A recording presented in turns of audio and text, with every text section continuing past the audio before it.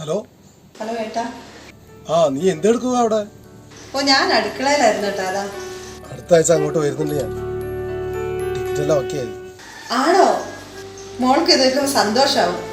ഞാൻ മോളോട് പറഞ്ഞതേ ഉള്ളൂ അച്ഛൻ ഈ മാസം വരുന്നുണ്ടെന്ന്. നീ മോൾക്ക് ഫോൺ കൊടുത്തേ. മോളെ ഇതാ അച്ഛൻ. മോളെ അച്ഛൻ വരുന്നുണ്ട് അടുത്ത ആഴ്ച. ശരിക്കും? ശരിക്കും. പിന്നെ മോള് പറഞ്ഞ സാധനമൊക്കെ അച്ഛൻ വാങ്ങിച്ചിട്ടുണ്ട് കേട്ടോ. മോള് അമ്മയ്ക്ക് ഫോൺ കൊടുത്തേ. ഞാൻ അമ്മയ്ക്ക് കൊടുക്കാം. ഹലോ ഏട്ടാ. നീ നമ്മളാ സുഭാഷിന്റെ വണ്ടി വിളിച്ചോ? ഞാൻ വിളിച്ചു പറഞ്ഞിട്ടുണ്ട്, അവൻ വരും. ആണോ? എന്നാ പിന്നെ ടൈം നോക്കിയാ പിന്നെ വിളിക്കാം.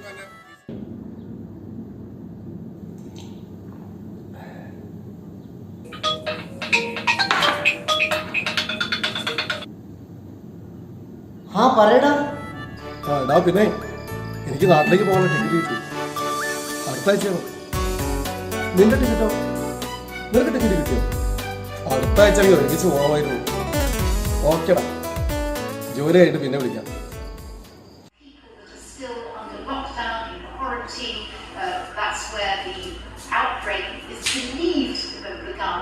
ഇത് നമ്മളെ കൊണ്ട് പോകുന്ന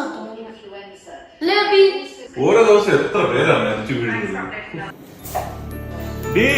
ചൈനയിൽ മാത്രമല്ല ഇറ്റലിയിലും ഒക്കെ 2000 കഴിഞ്ഞെന്നാ തോന്നുന്നത്. ഇറ്റലിയിലും ആയോ?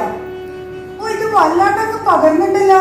ഇത് ഇങ്ങനെ പോവാണെങ്കിൽ ലോകം മൊത്തം വ്യാപിക്കും. ഇത് കൂട്ടുകാരുണ്ടല്ലോ സുനിലെ, അവൻ നാട്ടിൽ പോകാൻ ടിക്കറ്റ് എടുത്തതല്ലേ. മോന്റെ കാര്യം എന്തായി? ഞാൻ അവനെ വിളിക്കട്ടെ കേട്ടോ. നീ പെട്ടെന്ന് ചായ എടുക്ക്. മനുഷ്യന്റെ ഒരു കാര്യം.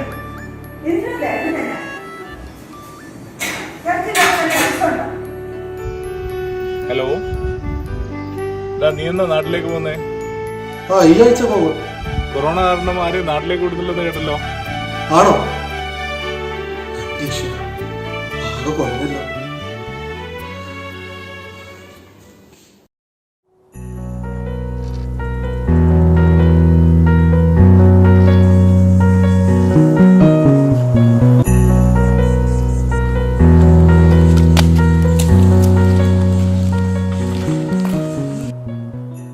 നാട്ടിലെന്തോ പുതിയ രോഗം വന്നിട്ടുണ്ടെന്നാ കേട്ടത്. അതെന്താടാ പുതിയ ഒന്ന്?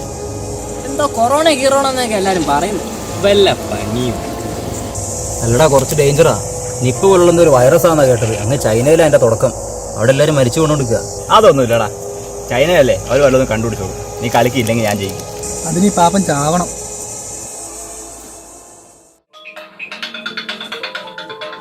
ഹലോ, താനെ വിടടോ. ഞാൻ വീട്ടിലാടാ. വെള്ളിയാഴ്ചത്തെ കാര്യമൊക്കെ മറന്നോ? ഞാൻ അമ്മേനോട് പറഞ്ഞിട്ടുണ്ട്, പക്ഷെ അമ്മ സമ്മതിക്കാൻ തോന്നുന്നില്ല. എടോ, താൻ എങ്ങനെങ്കിലും പറഞ്ഞ് സമ്മതിക്ക്. ഞാൻ ബൈക്കൊക്കെ സെറ്റാക്കി വെച്ചിട്ടുണ്ട്. ഒക്കെ ശരിയാണ്, പക്ഷെ ഒരു ദിവസം നിൽക്കാനുള്ളതാ പ്രശ്നം. എല്ലാരും ഉണ്ടെന്നൊക്കെ പറ. എല്ലാം പറഞ്ഞിട്ടുണ്ട്. അമ്മ അച്ഛനോട് ചോദിച്ചു നോക്കാനാ പറഞ്ഞത്. നീ വിഷമിക്കാൻ, അച്ഛൻ സമ്മതിക്കും. ഞാൻ എങ്ങനെങ്കിലും വരാൻ നോക്കാം. ഓക്കെ.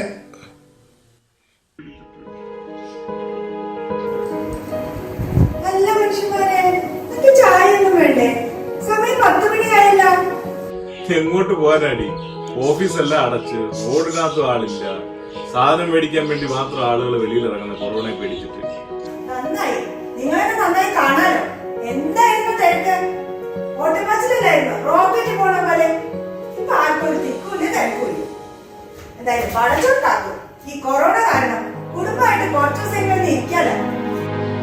അടി, കുത്തുകിട്ടി മരിച്ചടക്കുന്നവന്റെ ചങ്കി തന്നെ കുത്തിക്കും. സൈറ്റിലെ വർക്ക് മൊത്തം ബ്ലോക്കായി കിടക്കുക. ഇറക്കിയ മെറ്റീരിയൽ എല്ലാം പോവുകയും ചെയ്തു. നീ എന്താ ഒന്നും മിണ്ടാതിരിക്കുന്നേ? എനിക്ക് നല്ല സന്തോഷമായി. സ്കൂളും ഇല്ല, ടിവിയും കാണാം, ചെസ്സും കളിക്കാം, അത്യാവശ്യത്തിന് ഉറക്കവും കിട്ടുന്നു. സന്തോഷം കണ്ട കമ്പ്യൂട്ടർ മൊബൈലും കൊണ്ട് ഇരിക്കല്ല. എന്റെ പഠിച്ചോനെ, ഈ കുരുത്തം കേട്ട വൈറസ് എന്നൊന്ന് മാറ്റി തരണേ.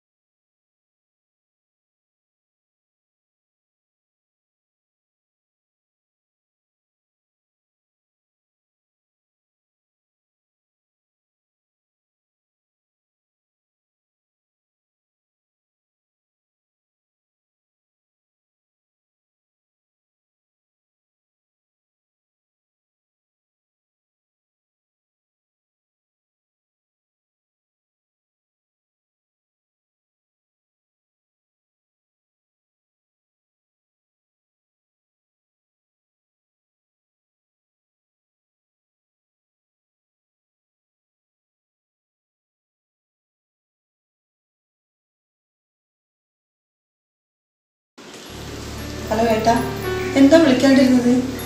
ഞങ്ങൾ വിളിച്ചിട്ടാണ് കിട്ടുന്നുമില്ല. ഞാനൊരു അല്പം തിരക്കിലായിരുന്നു. എന്താ ഏട്ടൻ്റെ സൗണ്ടിൽ വല്ലാണ്ട്? എന്താ പറ്റിയത്? വരാൻ പറ്റാത്ത വിഷമാണോ? സാരല്ല ഏട്ടാ, വിഷമിക്കണ്ട. കൊറോണ കഴിഞ്ഞാലും വരാലോ. ഇത്ര വരാൻ പറ്റാത്ത വിഷമത്തിലായിരുന്നു.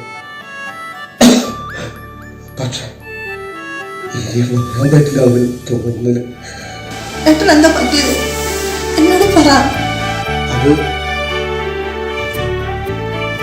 ആ കൊറോണ നശിച്ചതുകൊണ്ട് എന്നെ പിടിമുറുക്കി. ഇന്നലെ പരിശോധന നടത്തിയപ്പോൾ റിസൾട്ട് പോസിറ്റീവാണ്. ഇനി ഒരിക്കലും നിന്നോടും കാണാൻ പറ്റും തോന്നില്ല.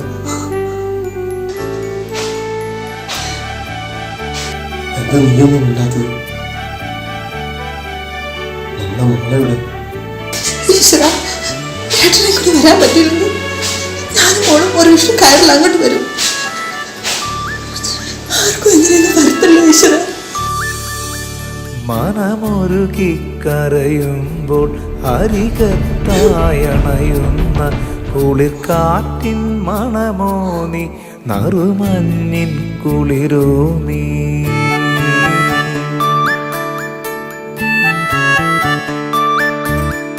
അറിയില്ലൻ പ്രാണസഖി പറയാനൻ ആത്മഗതം.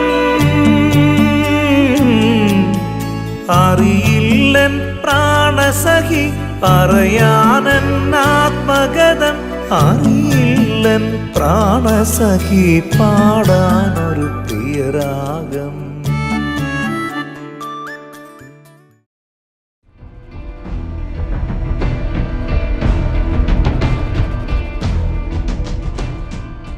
കൊറോണയെ നമുക്ക് എങ്ങനെ നേരിടാൻ പറ്റും? അതിനെക്കുറിച്ചൊന്ന് പറയാമോ? കൊറോണയെ നമ്മൾ പേടിക്കണ്ട. ഭയമല്ല വേണ്ടത്. ഈ വൈറസിന് ചികിത്സയില്ലാത്തതുകൊണ്ട് പ്രതിരോധമാണ് വേണ്ടത്. രോഗം ബാധിച്ചവർക്ക് ഇതിൽ നിന്ന് മുക്തി നേടാൻ കുറച്ച് കാര്യങ്ങൾ കർശനമായും പാലിക്കുക. സാമൂഹിക അകലം പാലിക്കുക. മേളകൾ, മതസൗഹാർദ്ദ ഒത്തുചേരലുകൾ, സാമൂഹിക പ്രവർത്തനങ്ങൾ, സമ്മേളനം മുതലായവ ഒഴിവാക്കുക. യാത്ര ചെയ്യുമ്പം മാസ്കും ഗ്ലൗസും നിർബന്ധമായി ഉപയോഗിക്കുക. പിന്നെ മേശയുടെ മുകൾ വശം, കസേര, വാതിൽ എന്നിവയുടെ ഉപരിതലങ്ങൾ സ്പർശിക്കാതിരിക്കുക. പിന്നെ നല്ല ശുചിത്വം പാലിക്കുക.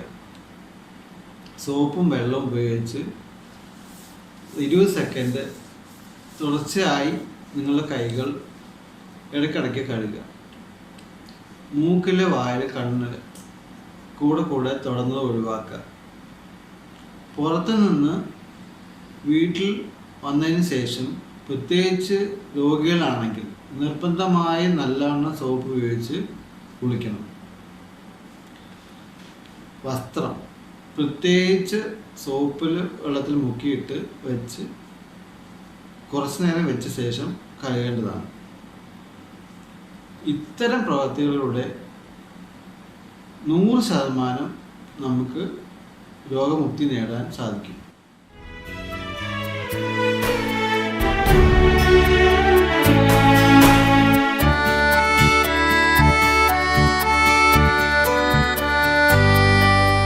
നീയില്ല കൊമ്പിന്മേൽ ഞാൻ രാവോടെ ചേക്കേറും. നീയില്ല കൊമ്പിന്മേൽ ഞാൻ